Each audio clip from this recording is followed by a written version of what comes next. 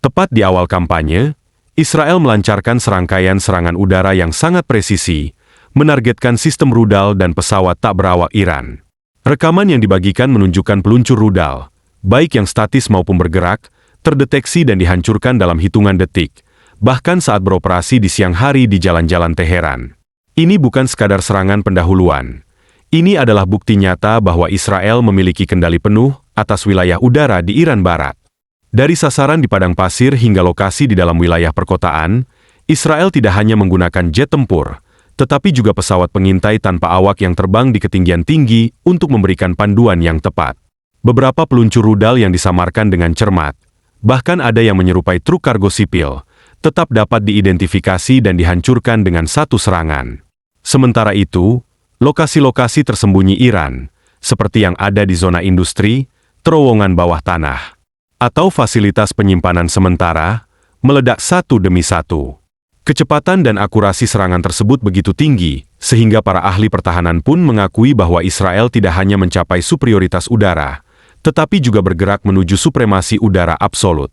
Menurut wartawan militer Israel, frasa ini bukanlah sebuah berlebihan, melainkan mencerminkan kenyataan bahwa UAV Hermes Israel terbang bebas di atas wilayah udara Iran tanpa hambatan, sementara jet tempur dapat melaksanakan misi yang berlangsung selama beberapa jam tanpa dicegat.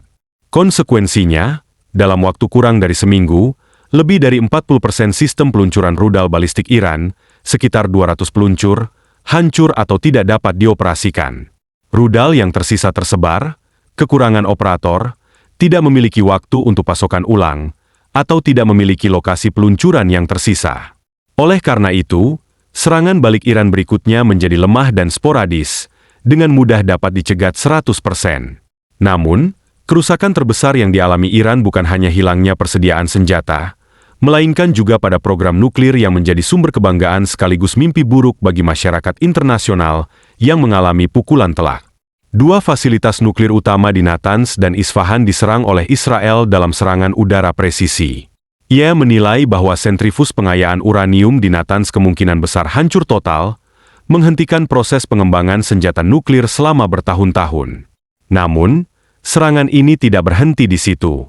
Israel juga menyingkirkan sedikitnya 9 ilmuwan nuklir utama yang dianggap tak tergantikan dalam program pengembangan bom atom Iran.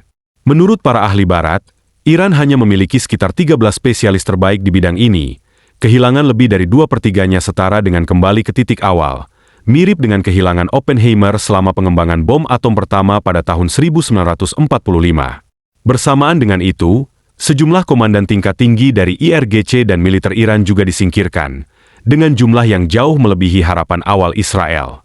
Intelijen militer Israel melaporkan bahwa target-target ini telah dipantau selama berbulan-bulan, bahkan bertahun-tahun, melalui jaringan mata-mata, sinyal elektronik, dan pesawat tak berawak pengintai. Anehnya, setelah satu komandan disingkirkan, penerus mereka tidak mengubah rute atau lokasi kerja mereka, menunjukkan tingkat kepuasan diri atau disorganisasi yang serius di pihak Iran. Sementara itu, reaksi awal dari Iran menimbulkan banyak skeptisisme. Media pro-pemerintah mengklaim bahwa Iran belum mengungkapkan semua kartunya dan bahwa serangan balasan berskala kecil tersebut hanyalah awal dari serangan balik yang lebih besar yang akan mengguncang dunia. Namun, para analis menunjukkan bahwa ini kemungkinan besar merupakan alasan untuk menutupi kenyataan bahwa Iran sangat lemah, baik dalam hal persenjataan maupun kemampuan pertahanan udara. Dari perspektif lain, kampanye Israel juga mengungkapkan perbedaan penilaian antara Tel Aviv dan Washington. Sementara Israel yakin dapat secara independen menetralisir program nuklir Iran, AS, berdasarkan analisis teknis, berpendapat bahwa target-target utama tertentu, seperti fasilitas Fordo yang terletak jauh di dalam gunung, tidak dapat dihancurkan hanya dengan bom penghancur bunker yang dijatuhkan dari udara. Ini menimbulkan pertanyaan apakah AS akan campur tangan secara langsung. Presiden Trump, dalam serangkaian pernyataan baru-baru ini, mengisyaratkan bahwa AS memiliki kendali penuh atas wilayah udara Iran dan tahu persis di mana pemimpin tertinggi bersembunyi. Dia menuntut penyerahan diri tanpa syarat.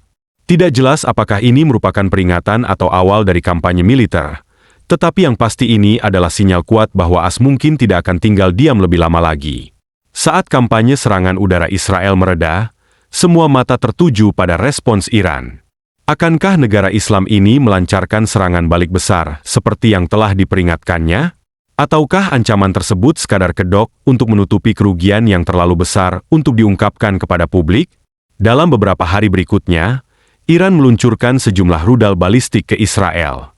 Namun, hasilnya, 2 dari 3 gelombang berhasil dicegat secara keseluruhan, dengan hanya beberapa hulu ledak yang lolos dari pertahanan udara dan menyebabkan kerusakan minimal.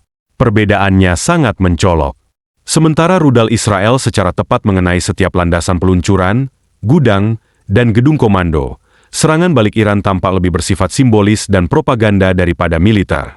Alih-alih mengambil tindakan konkret, Iran beralih ke strategi retorika. Dari saluran televisi nasional hingga pernyataan perwakilan Korps Garda Revolusi Islam, klaim bahwa mimpi buruk bagi Israel akan dimulai malam ini dan dunia tidak akan pernah melupakan apa yang terjadi setelah Fajar seringkali muncul. Namun, malam itu berlalu tanpa kejadian apapun.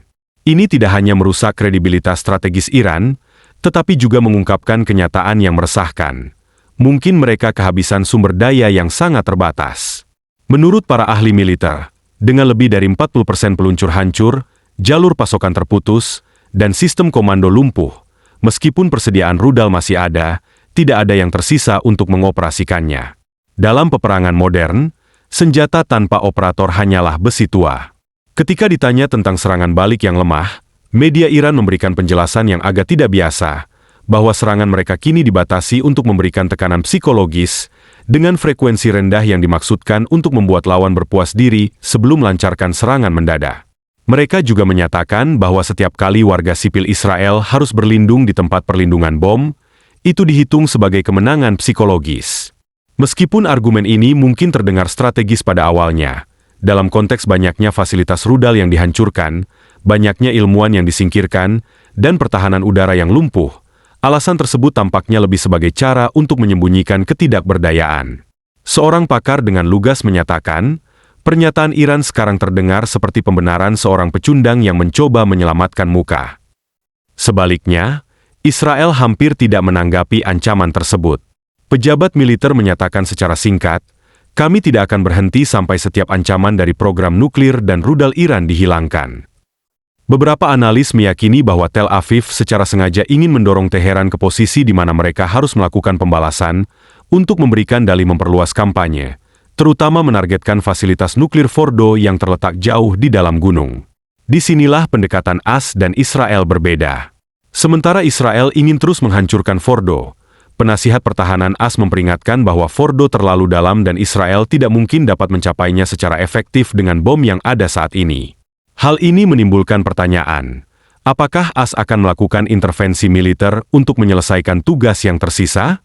Respons yang datang lebih cepat dari yang diharapkan langsung dari Presiden Donald Trump.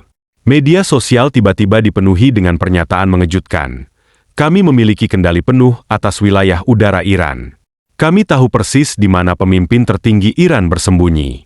Ia aman, tetapi hanya untuk saat ini. Kemudian muncul tuntutan yang tegas, penyerahan tanpa syarat.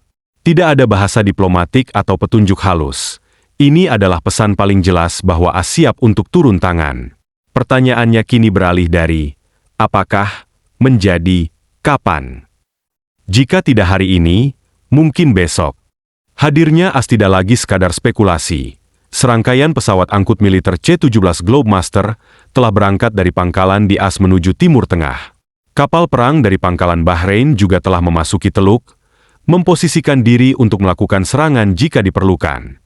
Intelijen AS memperingatkan bahwa Iran mungkin berusaha menyebarkan ranjau laut di Selat Hormuz, yang dapat memblokir rute pengiriman minyak global jika AS terlibat dalam konflik tersebut. Untuk mencegah hal ini, armada AS dapat melancarkan serangan pendahuluan yang bertujuan untuk menghancurkan seluruh angkatan laut Iran dalam malam pertama.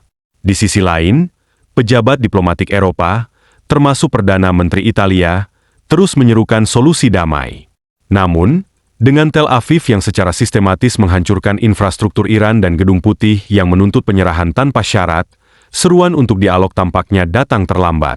Kampanye militer skala penuh tidak lagi sekadar hipotesis. Ini telah diprakarsai oleh Angkatan Udara Israel, dan kini hanya menunggu lampu hijau untuk peluncuran dari Amerika Serikat.